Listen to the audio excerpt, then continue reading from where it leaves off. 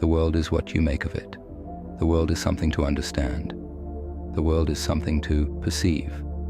People tend to think about it according to their own mindsets and beliefs.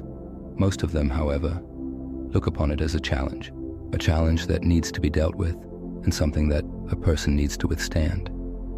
It's not easy. Different kinds of circumstances have to be faced by people in all walks of life, and on every stage and level. Whether someone is rich or poor, old or young, smart or not all that bright. The world is something which tries them. It tests a person's resilience, their patience, their drive, and their general will to go on. How one deals with that is completely up to them. The Stoics were a group of people who put forward a different approach to life. Just as every person proposed a way to deal with this world and all its accompanying hardships, the Stoics, too, devised their own path to tread. Sure, life isn't a bed of roses, but that doesn't mean humans can't manage. Epictetus, too, who was also a Stoic philosopher, offered practical guidance for living with integrity, resilience, and inner peace in the face of life's challenges. The philosophy of Stoicism traces its origins back to ancient Greece in the 3rd century BCE. The founders of this school were prominent thinkers of the time, such as Zeno of Citium, Cleanthes, and Chrysippus. It also held a valuable position during the Hellenistic period and had an influence on subsequent philosophical traditions. Stoicism has a number of foundational principles, amongst which one of the more central is that virtue is the highest good. The philosophy states that virtue, also known as liberate, is the only good and the key to living a fulfilling life. Now, what exactly is virtue, you may ask? It can be described as moral excellence, including qualities such as wisdom, courage, self-discipline, and justice. Another major Stoic principle is the concept of the dichotomy of control, which basically establishes a difference between things in our control and those that are not. Putting it more simply, there are certain parts of our lives which we have the ability to change or do something about, such as our thoughts, actions, and attitudes. On the other hand, there are certain things in this world which are completely out of our hands, such as external events, other people's actions, and the like. The Stoics emphasize the importance of focusing on only those things which we can actually change and accept those that we cannot. Adding to the aforementioned ones, a third foundational principle is that of nature and rationality. This perspective lays stress on living in accordance with nature and using reason, or logos, as the guiding principle of human life. The universe is seen as ordered by fixed rational rules, and humans as rational beings capable of aligning themselves with this natural order.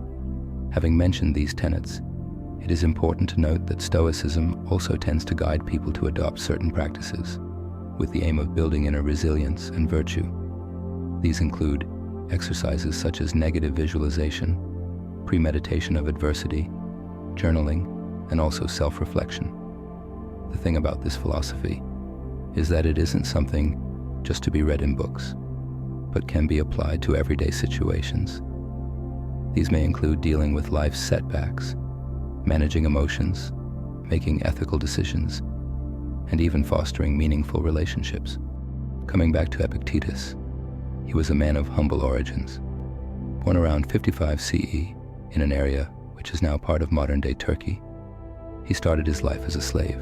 Growing up, he had to face numerous challenges, but despite his enslaved status, he showed an early aptitude for learning and philosophy.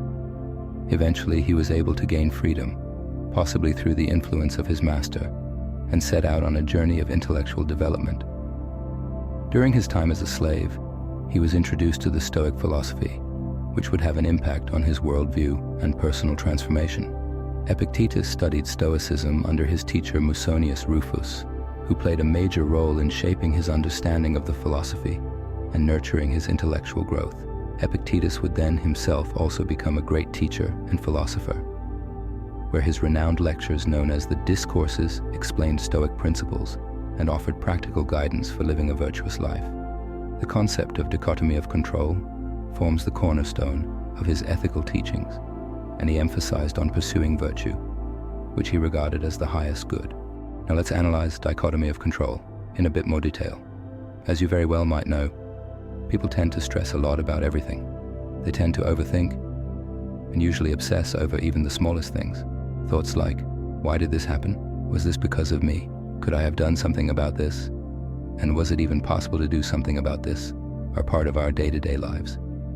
However, it's not so much the thoughts themselves, but how much people obsess over them that usually leads to problems. Anxiety, depression, and hopelessness are all common occurrences in the lives of the average human being, and according to Stoics, all of them stem from this very tendency to overthink. Epictetus tried to explain that one shouldn't fall into such negative patterns. His emphasis was always on accepting life for what it was and trying to change or control things that we actually had some kind of control over. By this he meant our thoughts, beliefs, values, attitudes, choices, and actions. Epictetus stated that humans have agency over such parts of life. Now, contrarily, there are other things which people have no kind of control over. These include external events, circumstances, other people's actions, and the natural world.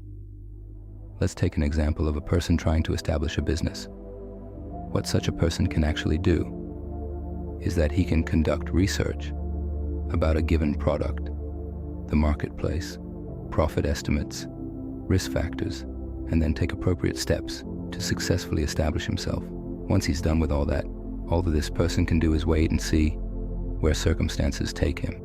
At this point, the person should be ready for all and any results, regardless of them being positive or negative, and accept whatever happens.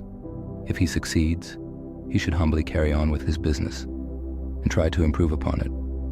And even if he doesn't, he ought not to stress over it. The reason being that needlessly worrying about something will not help him in any shape or form. The person should try to make the best of the given situation and start taking alternative steps that might lead to a more positive outcome. The concept of dichotomy of control asserts that people should be more accepting of whatever happens in life, because things that cannot be changed by your actions shouldn't even be thought of. Acceptance doesn't mean accepting defeat or feeling that it is all over. It does not mean that a person should just give up and stop striving towards his goals and objectives. It definitely does not mean accepting that one is a loser. The emphasis here is on the state of mind one must develop.